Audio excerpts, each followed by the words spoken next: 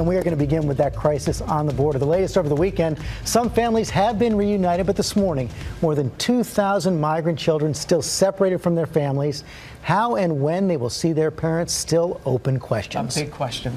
This as President Trump doubles down on his hardline immigration stance, now saying those who cross over illegally should be sent back without due process or appearing before a judge. Our chief White House correspondent John Karl has more on all this. Good morning, John. Good morning, Robin. With growing confusion surrounding the fate of the children who have been separated from their parents at the border, the president now says he wants to take an even harder line on illegal immigration. President Trump is now taking his hardest line yet on those who cross the border illegally, declaring via Twitter, "We cannot allow all these people to invade our country. When somebody comes in, we must immediately, with no judges or court cases, bring them back from where they came." It's an extraordinary assertion of government power and almost certainly unconstitutional. The Supreme Court has repeatedly held that even non-citizens have some basic rights.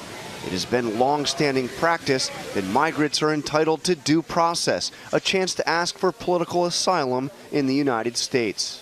What President Trump suggested here is both illegal and unconstitutional, the ACLU tweeted. Any official who has sworn an oath to uphold the Constitution and laws should disavow it unequivocally.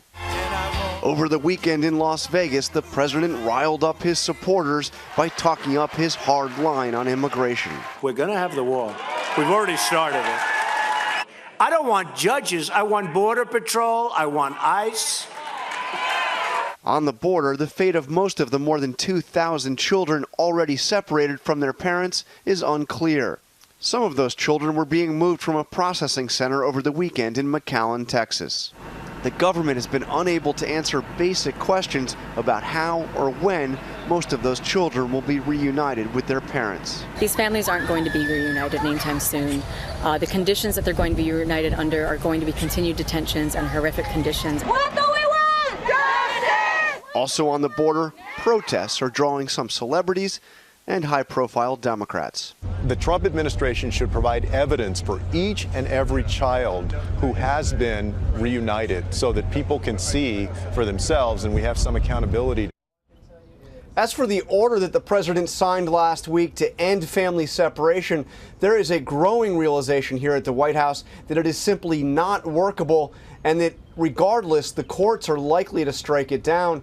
As for what happens next, it's really anybody's guess. When I ask officials what their game plan is, they say that ultimately it is up to Congress to fix this problem.